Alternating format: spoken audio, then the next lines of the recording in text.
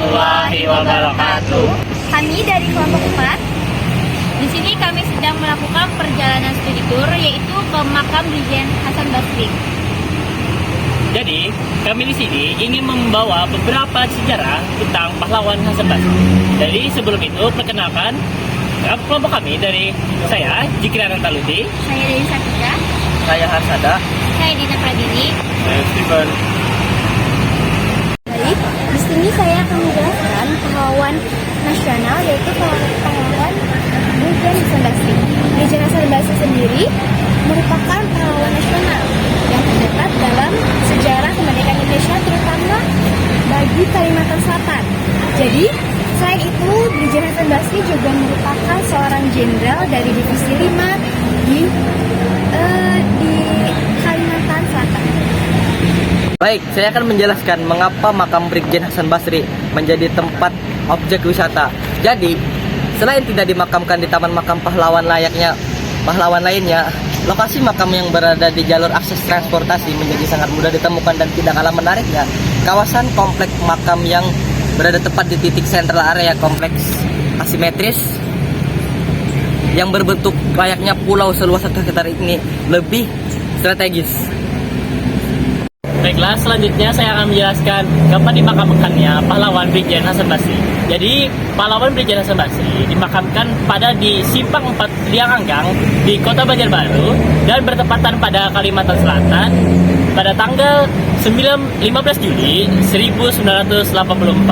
Sekian dulu. Kami izin mewawancarai Bapak tentang Muhammad Hasan Basri yang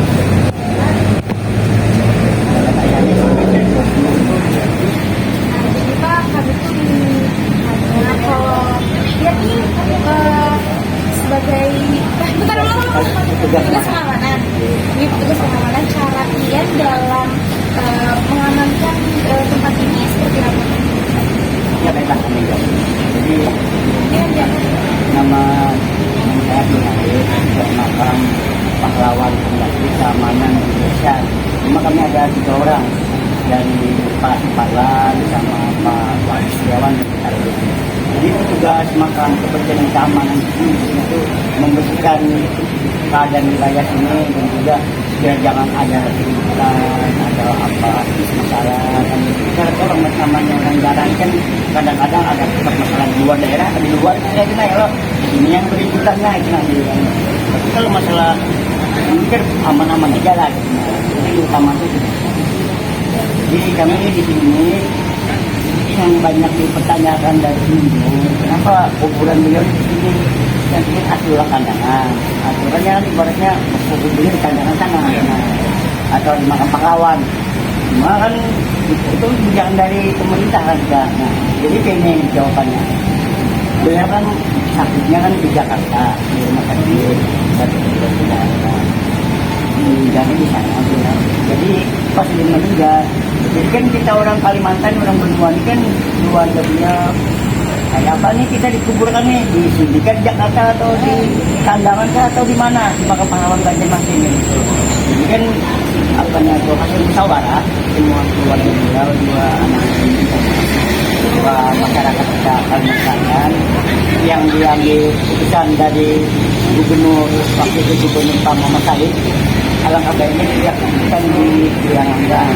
Sebetulnya Lianganggang ini dulu kan cuma makam, bukan makam, cuma taman biasa aja dari perusahaan jajan. Jadi rasanya apa itu perusahaan reward. Nah, kan ini danau di sini dulu.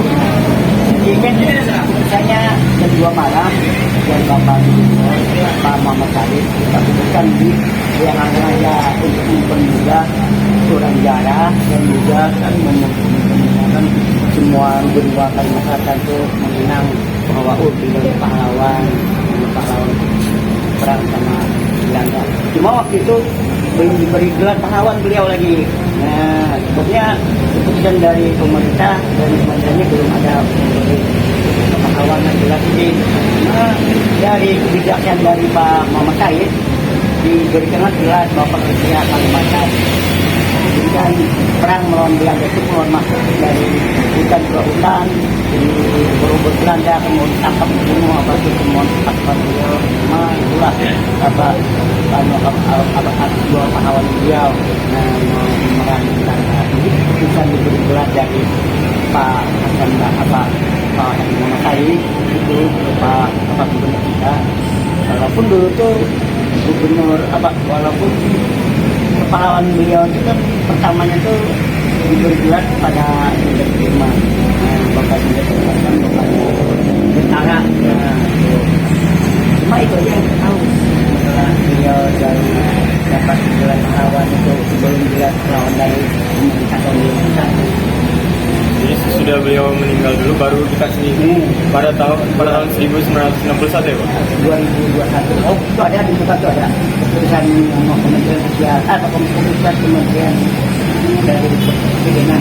Tapi yang saya baca itu ditetapkannya 11 organisasi menetapkan Bapak Brigjen Hasan Basri sebagai Bapak Gerilya Kalimantan. Itu benar? Itu benar. Oh, yang pas 2021 ini apa Pak? Itu dari Sepahawanan. Oh, dari kementeriannya langsung? Pahlawan nasional. Ada lagi tetap aja pahlawan gerilya kita bersama dari Pak Itu aja yang kita tahu. Dalam provinsi yang ada di Indonesia dan di Ya, Pak. itu kan juga ada juga ini.